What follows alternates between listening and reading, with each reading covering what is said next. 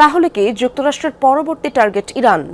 ভেনেজুয়েলায় হামলার পর আরও গভীর হচ্ছে ওয়াশিংটন তেহরান যুদ্ধের শঙ্কা। বিশ্লেষকদের মতে কারাকাসে অভিযান চালিয়ে রাষ্ট্রপ্রধানকে উৎখাতের মধ্য দিয়ে ইরানের খামেনি প্রশাসনকে প্রচ্ছন্ন হুমকি দিয়েছে ওয়াশিংটন, যা শেষ পর্যন্ত গড়াতে পারে ইরান ইসরায়েল যুক্তরাষ্ট্র ত্রিমুখী লড়াইয়ে। আবার তেল রপ্তানিতে বিশ্ববাজারে ইরানের আধিপত্য রুখতেও ভূমিকা রাখতে পারে যুক্তরাষ্ট্রের ভেনেজুয়েলা অভিযান, এমনটাও মত বিশ্লেষকদের। নতুন ব্লেন্ডে আরো রিচ অ্যারোমায় সেলন ফ্যামিলি ব্লেন্ড টে। সরকারকে অবৈধ আখ্যা এবং মাদক পাচারে জড়িত থাকার অভিযোগ তুলে সম্প্রতি ভেনেজুয়েলায় হামলা চালায় যুক্তরাষ্ট্র। তুলে নেওয়া হয় প্রেসিডেন্ট নিকোলাস মাদুরোকে। অভিযানটির মধ্য দিয়ে যেন ইরানকে এক প্রকারের খোলা বার্তা দিয়েছে যুক্তরাষ্ট্র।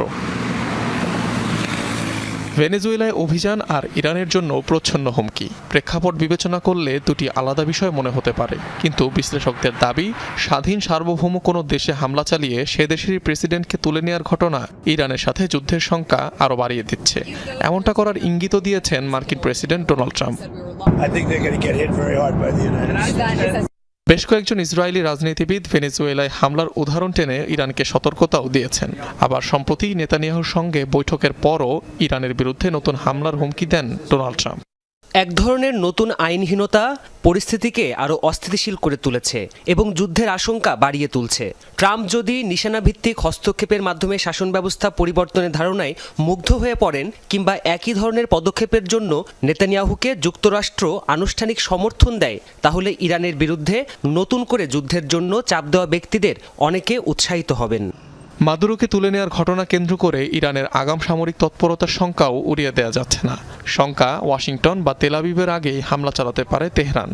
তেহরানের বিষয়ে যা দেখছি ও শুনছি তাতে বোঝা যাচ্ছে তারা ট্রাম্প প্রশাসনের সঙ্গে আলোচনায় আগ্রহী নয়, কারণ ওয়াশিংটনের দাবি তাদের পরিপূর্ণ আত্মসমর্পণ। এখন কূটনীতির সুযোগ খুবই কম। ইসরায়েল, ইরান ও যুক্তরাষ্ট্র তিন পক্ষই সম্ভাব্য সংঘাতের পথে এগোচ্ছে। তবে অনেক বিশ্লেষকই মনে করেন ভেনেজুয়েলার তেল সম্পদ নিয়ন্ত্রণে আনতে পারলে বিশ্ববাজারে ইরানের আধিপত্য ঠেকাতে পারবে যুক্তরাষ্ট্র। সেক্ষেত্রে বিশ্বের মোট জ্বালানির প্রায় 20% পরিবাহিত হওয়া হরমুজ প্রণালী তেহরান বন্ধ করে দিলেও তাতে ওয়াশিংটনের তেমন ক্ষতি হবে না। অর্থাৎ পারস্য উপসাগর দিয়ে জ্বালানি পরিবহন ক্ষতিগ্রস্ত হলে ভেনেজুয়েলার জ্বালানি কাজে লাগাতে পারবে যুক্তরাষ্ট্র।